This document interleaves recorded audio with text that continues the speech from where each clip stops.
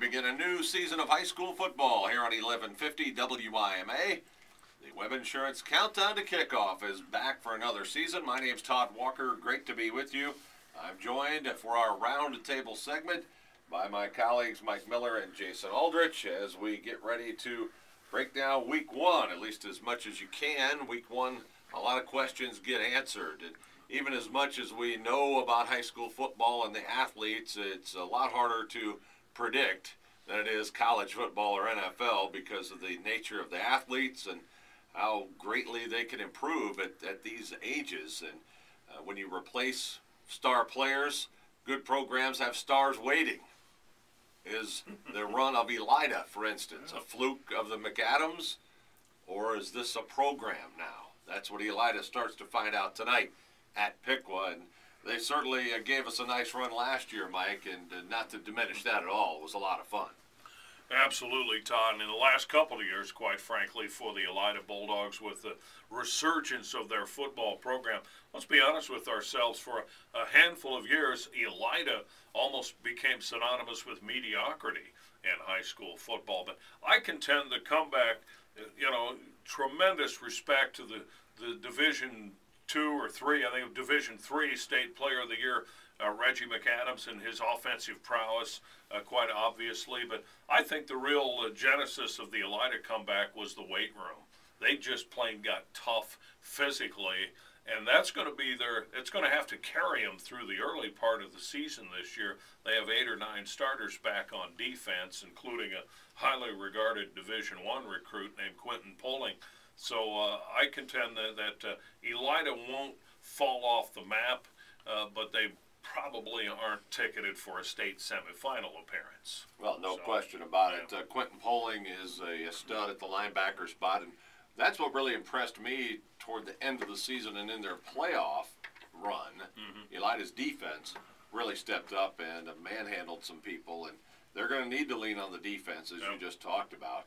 Elsewhere, of course, the WBL had 3 other playoff teams, including the Wapakoneta Redskins. Jason, you'll have the call tonight on the Redskins, and man, hasn't it been fun for Wapakoneta to be near the top of the WBL? That's a sleeping giant, we've said for years, and you can bet Doug Fry's mentality is this isn't a 1 or 2 year fluke. This is where Wapak's going to be every year. Absolutely. They've got a lot of returning guys, the nucleus of that team back for another run here this year. And, they'll kick it off, I'm sure, with a simple one tonight, although they've got to go on the road down to Bell Fountain. But looking for big things out of the Wapakoneta Redskins this year in the WBL race. Mike, of course, you handle the duties most of the time on WZRX for Wapakoneta, and you want to talk about a program built on physicality and toughness. Wapakoneta just is the personification of that. Yeah, they're the biggest school in the league in terms of enrollment, and I think that's also reflected by, as Jason mentioned, the renewed interest in football. It never really goes away, but it's renewed from a sense of you have a little success. There were something like 85 high schoolers went out for football this year, and that's as good as you hear from just about any school in this era. They've got the veteran quarterback, Kyle Gibson, back for a 3rd year as a starter. Veteran two-way guy like Johnny Crawford on the wing as a receiver and as a very accomplished defensive back. Question is, who can replace Connor Pickens, their 1,000-plus yard running back? And they've got a few other spots to plug some holes, but with the kind of numbers they're dealing with and pretty good size along both lines again, and an excellent returning linebacker who is a tackle machine, Brandon Miller, I think Wapakoneta certainly has a chance to be in the upper tier of the Western Buckeye League. Oh, no, I don't think there's any question about it. You look at the other 2 teams were in the playoffs last year. Kenton, they lost Matty Mock. Garrick Sherman's little brother takes over now, and he's got a lot of potential, but let's face it, he's not Matty Mock. Right. But Kenton will be a threat, as they always are, and many people feel Ottawa Glandorf is the favorite in the Western Buckeye League. They're big and strong. They return a lot from last year's playoff team that finished 3rd in the Western Buckeye League, so it's going to be a very interesting year there. Let's shift gears, though, to the Northwest Conference because a changing of the guard is about to happen. This will be the last year for Lima Central Catholic in the league. It is widely speculated they will run roughshod over the Northwest Conference this year, ramble through that schedule unbeaten. We can talk about that in more detail as the season goes on. But tomorrow night they open with Delphus St. John's and what has become an annual lid lifter on a Saturday night. It'll be at Stadium Park tomorrow. T-Birds lose Ty O'Connor, a Division I college quarterback, but they're blessed with so much speed and athleticism. Everybody I've talked to does not expect them to take a step back. In fact, they might be better than last year. It won't take them that long to fill the O'Connor shoes either. They have two very capable athletes that are good in multiple sports. Sam Huffman, who's a real threat on the wing as a receiver also, but he's a good shot to play quite a bit of quarterback. And Colin Stolley, I think, also is their other guy who was quite a good baseball player. It's another second-generation athlete. Central Catholic's starting to benefit from that second, third-generation athlete thing, and that really is a factor because kids just feel obligated to be good. If they can keep the quarterback situation pretty solid through the course of the year, they've got talent at a lot of different spots and some unique speed, both in their secondary and amongst their running backs and their receivers, that they've got a chance to be quite good. And in the MAC, Delphus St. John's coming off yet another playoff appearance last year. They're about to hit a lull with their numbers, but that should fully take effect next year. But St. John's always seems to reload, but most people have Coldwater pegged as the #1 team in the MAC this year. Just a stupid amount of returning players, like 23 or 25 lettermen. It's just ridiculous. A couple of Coldwater stats that are mind-boggling, guys. The fact that 4 consecutive years they've played the maximum 15 games, correct, which is stupefying. Since 2000, they're the winningest program in the state, and with something like 24 seniors on this year's roster, including a Division I prospect at quarterback, is it Austin Bruns, I think. Yeah.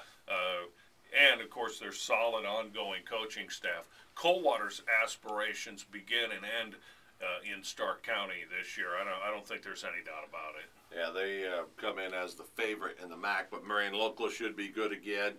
Versailles and Minster also made the playoffs last year, so as usual, the MAC will be tough. Minster was strong, actually. They battled Wapakoneta in a scrimmage to a virtual deadlock, so yeah, you're no question Minster's got it going on, too. Let's go to the BVC. That's not always our main focus, but Lipsick is on quite a run of late. Liberty Benton is always the favorite, seemingly, in the BVC.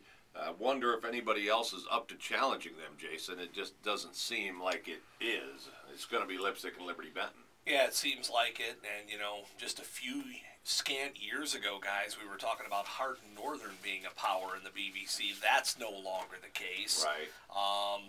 Even the likes of Van Loo possibly having a few wins on their schedule. We'll see how they do hosting Ridgemont in area matchups tonight. But, yeah, I would think the front leaders of the BVC would be Lipsick and Liberty Benton. Now, next year, the BVC is going to add some players. It's North Baltimore and Hopewell Loudon. That's right. So that'll really change the dynamic there. Hopewell Loudon, a statewide power. Yeah, traditional power from your old stomping grounds up in the Tiffin area, right, Jason? That's absolutely correct. And, they'll bring a big amount of muscle to the BVC, which has been kind of knocked over the years, more considered a basketball conference. Right. Mm-hmm. All right, guys, let's get to our picks to start week 1.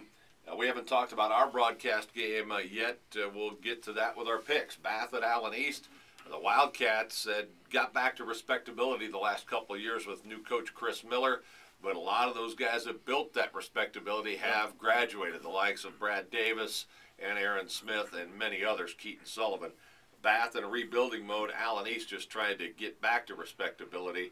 I think the Mustangs will be better this year, at least early. They're not injured, they're not banged up as they have been in the past, but I don't see them with enough to handle Bath. And what will be the final meeting between these schools for the foreseeable future? Yeah, that's too bad because just in terms of geography, that's a great rivalry. But Allen East, frankly, has struggled in the last few years. Coach Abe in, his second year, I think. So I suspect there will be some genuine improvement with Allen East. I understand they had a good camp.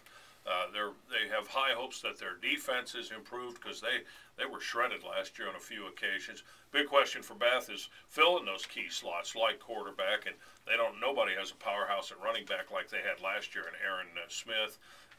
But Bath also is in the 3rd or 4th year of Coach Miller, so that program's on pretty solid footing. I don't see I think Allen East will come out swinging, put up a good fight, but I don't think top to bottom they've got the depth and the strength to hang with Bath, and I have to go with Bath also. Oh no! Reaching for it here. Here we go. The coin flipper. It is back for the 2012 campaign. Because of Allen East at home, somewhat? Well, no, because I'm going to rely on this for the majority of my picks this year. That's the way I'm going to play it, and I'm going to win it this year in the standings. Right. Now, however, this first game off the bat, I'm going with Bath. Sans the coin. Right. Don't need the coin. Good call. Let's talk Coldwater Kenton. This is always a big one to get the season started, and I'm just going to go on record now. I'm not picking against Coldwater all year, so that would start tonight. You know, the fact that the game is at Kenton makes it interesting. Yes. I understand Grant Sherman really has come through. He's got height, so he's got good vision, can really see the field. But Kenton lost some defensive powerhouse guys. I'm not convinced they're ready just yet. And Coldwater just has the look here for 2012. So at this point, Coldwater's going to have to lose before I pick against them also, frankly. Good call. This one is a toss-up for me, literally. Right. So heads Coldwater, tails Kenton. Here we go. It comes up tails. I got to go with the Kenton Wildcats. Little separator action Jason there. takes Kenton. All right, guys, quickly picks on our last 3 games. Elida at Piqua. I'm going to take Piqua. Mike? I'm going to go for Elida. They've got a little extra thing hanging there. That's where their season ended last year at Alexander Stadium down in Piqua. I think the Elida defense could be just flat out outstanding. So I'll pick Elida to win their opener on the road against the Piqua Chieftains. Again, I'm not 100% sure on this one, so when that's in effect, you go to the coin. Heads Elida, tails Piqua. Heads Elida. All right, then. I've got Piqua. Let's go to Shawnee at Marion Local. Shawnee won this game last year in a bit of a surprise. I think at Maria Stein, I'll go with the Flyers. Yeah, they've got a really good quarterback, and they have a few gaps to fill from their outstanding team last year that they tore down the goalpost over there in Stark County, didn't they?